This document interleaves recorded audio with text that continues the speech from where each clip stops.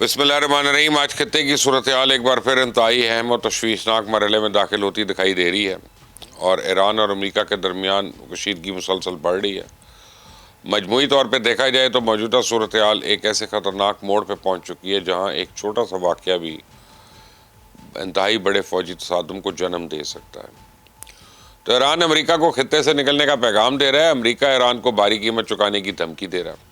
اسرائیل ایران کے جوہری پروگرام کو اپنے لیے ایک بڑا خطرہ سمجھتا ہے اور یمن میں حوثیز اور سعودی عربیہ کے درمیان کشیدگی مسلسل برقرار ہے۔ اور دوسری جانب عالمی معیشت پہلی ہی توانائی اور سیکیورٹی کے بحرانوں سے دوچار ہے۔ اب سوال یہ ہے کہ کیا ایران اور امریکہ کے درمیان براہ راست تصادم مزید شدت اختیار کرنے جا رہے ہیں؟ کیا مشرق وسطیٰ ایک وسیع جنگ کی طرف بڑھ رہا ہے؟ اور سب سے اہم، اگر یہ جنگ پھیلتی ہے تو سوال اس کے اثرات پاکستان، خلیجی ممالک، عالمی معیشت اور تیل کی قیمت پہ کیا ہوں گے؟ تو پاسداران انقلاب سے منسوب تازہ بیان کے مطابق ایران نے امریکہ کو ایک مرتبہ پھر خبردار کیا کہ خطے میں امریکن فوج کے لیے کوئی جگہ نہیں ہے۔ ایرانی موقف کے مطابق امریکن فوج اگر مزید نقصانات سے بچنا چاہتی ہے تو اسے مشرق وسطیٰ سے نکل جانا چاہیے۔ ایرانی جانب سے تو یہ بھی دعویٰ کیا گیا کہ حالیہ کارروائیوں کا مقصد دشمن کے ریڈار کے نظام کو ناکارہ بنانا ہے، فضائی دفاعی نظام کو کمزور کرنا اور اس کے بعد بڑے پیمانے پہ میزائل اور ڈرون حملوں کے لیے راستہ ہموار کرنا تھا۔ تو اگر یہ دعوے درست تھے تو ان کا مطلب تو یہ تھا کہ ایران کی حکمت عملی صرف محدود حملوں تک نہیں ہے، بلکہ دشمن کے دفاعی نظام کو پہلے کمزور کرنے اور پھر بڑے حملوں کی صلاحیت پیدا کرنے پر مبنی ہے۔ تاہم یہاں یہ بات بھی اہم ہے کہ جنگی حالات میں دونوں جانب سے کیے جانے والے دعووں کو آزادانہ تصدیق شدہ فوری طور پہ ممکن تو ہوتی نہیں۔ تو دوسری جانب امریکن پریزیڈنٹ ڈونلڈ ٹرمپ نے ایران کو سخت جواب دینے کا اعلان کیا۔ ٹرمپ کے مطابق اگر کوئی امریکن فوجی ایرانی حملے میں مارا جاتا ہے تو ایران کو اس کی کئی گنا زیادہ قیمت ادا کرنی ہوگی۔ اب رپورٹس کے مطابق ٹرمپ نے امریکن وزیر جنگ Pete Hegseth, chairman joint chief of staff Daniel Caine اور امریکن فوج کے حوالے سے واضح ہدایات دینے کا بھی ذکر کیا، اور یہ بیان ایسے وقت میں سامنے آئے جب خطے میں امریکن فوجی اڈے اور امریکن اہلکار مسلسل دباؤ میں۔ تو اگر امریکہ اور ایران کے درمیان حملوں کا یہ تسلسل جاری رہتا ہے تو ہر نئی ہلاکت یا بڑے حملے کے بعد جوابی کارروائی کا خطرہ بڑھے گا، اور یہی وہ صورتحال ہے جو عالمی برادری کے لیے سب سے زیادہ تشویش کا باعث ہے، کیونکہ ایک محدود فوجی تصادم بہت تیزی سے ایک وسیع علاقائی جنگ میں تبدیل ہوگا۔ چونکہ امریکن محکمہ دفاع پینٹاگون کے حوالے سے رپورٹس میں بتایا گیا ہے کہ گزشتہ کچھ عرصے کے دوران متعدد امریکن فوجی ہلاک اور سینکڑوں زخمی ہوئے ہیں، اور رپورٹس کے مطابق کچھ امریکن فوجی عراق اور اردن میں ہونے والے حملوں میں بھی متاثر ہوئے ہیں۔ تو امریکی حکام کی جانب سے یہ بھی بتایا گیا کہ بعض حملوں کے بعد جائے وقوع سے ملنے والے ناقابل شناخت انسانی اعضاء کا جائزہ لیا جا رہا ہے، جس کے باعث ہلاکتوں کی تعداد میں اضافے کا خدشے کا اظہار ہو رہا ہے۔ تو پھر اسرائیلی میڈیا جو ہے رپورٹس میں دعویٰ کر رہا ہے کہ ایران نے اپنے یورینیم انریچمنٹ کے ہزاروں سینٹریفیوجز جو ان کو پہاڑوں کے اندر گہری زیر زمین سرنگوں میں منتقل کر دیا۔ تو اس حوالے سے بعض رپورٹس میں ایک زیر زمین مقام کا ذکر کیا گیا جسے بعض ذرائع پک ایکس یعنی ماؤنٹن یعنی کوہ کلنگ سے منسوب کرتے ہیں۔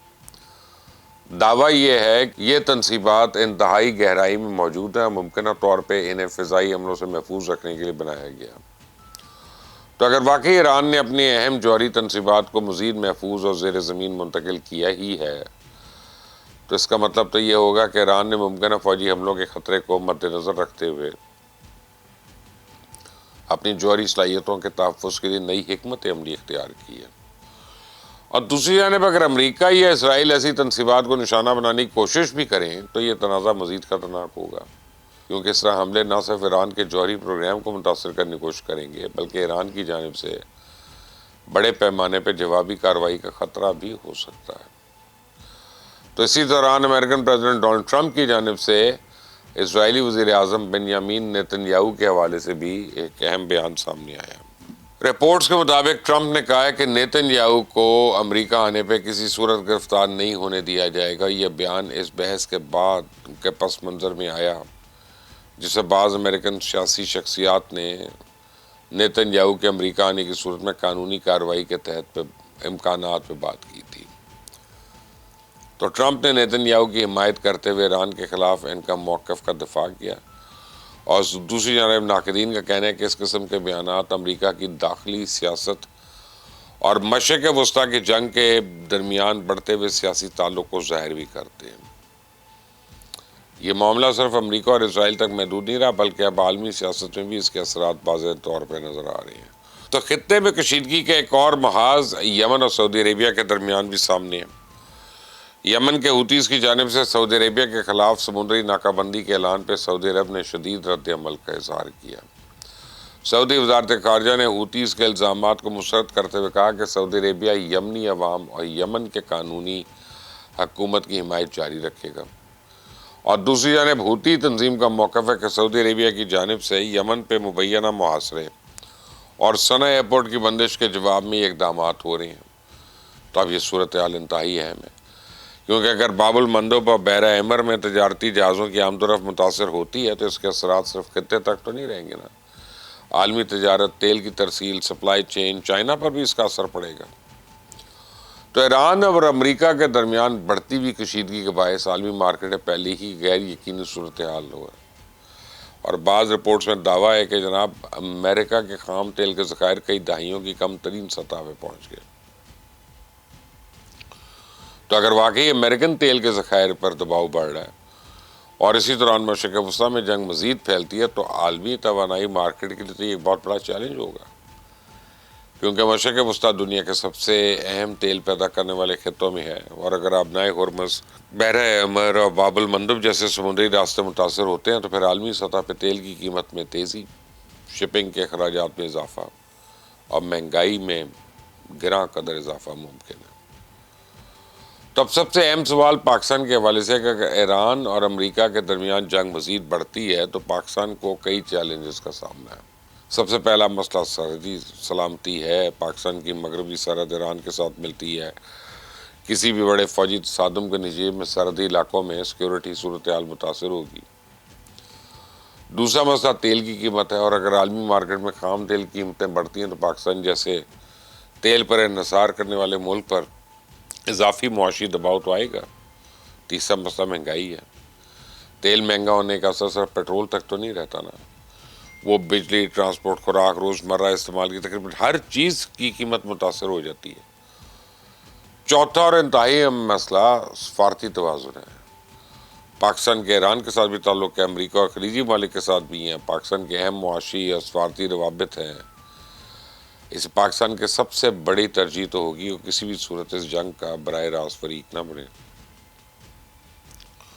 اور اس خطے میں امن کے لیے سفارتی کردار ادا کرے۔ تو ایران اور امریکہ کے درمیان یہ کشیدگی مکمل ایک جنگ میں تبدیل ہو سکتی ہے، اس کا جواب فی الحال یقینی طور پہ دینا مشکل ہے، لیکن حالات ضرور انتہائی حساس ہیں۔ ایک طرف ایران، ایک طرف امریکہ خطے سے نکلنے کا پیغام دے رہے ہیں، دوسری طرف امریکہ نے اپنے فوجیوں کو تحفظ کے لیے سخت کارروائی کی دھمکی دی ہے۔ اسرائیل پہلی ایران کے حوالے سے انتہائی سخت موقف رکھتا ہے۔ یمن میں حوثی اس کا محاذ الگ فعال ہے۔ عراق اور شام میں امریکن فوجی موجودگی بھی ایک اہم عنصر ہے، اور اگر ان تمام محاذوں کو بیک وقت کشیدگی بڑھ جائے ان پہ تو پورا مشرق وسطیٰ ایک بڑے بحران کی لپیٹ میں ہے۔ اب دیکھنا ہے کہ آنے والے دنوں میں سفارت کاری کالے باتی یا طاقت کا استعمال کیا دونوں مذاکراتی میز سے واپس آ جائیں گے، یا پھر خطے میں مزید حملے اور جوابی حملے ہوں گے، اور سب سے اہم بات جنگ مزید پھیلتی ہے تو پاکستان اس صورتحال میں کیا کرے گا۔ یہ وہ سوالات ہیں جن کے جوابات آنے والے دنوں میں دیں گے۔ آپ کی رائے کیا ہے؟ کیا امریکہ کو واقعی مشرق وسطیٰ سے اپنی فوج بلا لینی چاہیے؟ کیا ایران اور امریکہ کے درمیان جنگ مزید شدت اختیار کرے گی؟ اور پاکستان کو اس صورت میں غیر جانبدار رہنا چاہیے، سفارتی طور پہ فعال ہونا چاہیے؟ رائے اپنی دیں کامنٹ سیکشن میں۔ اس چینل کو سبسکرائب کریں، بیل آئیکن کو پریس کریں، ویڈیو کو لائک کریں۔ انٹل دی نیکسٹ ٹائم، اللہ حافظ۔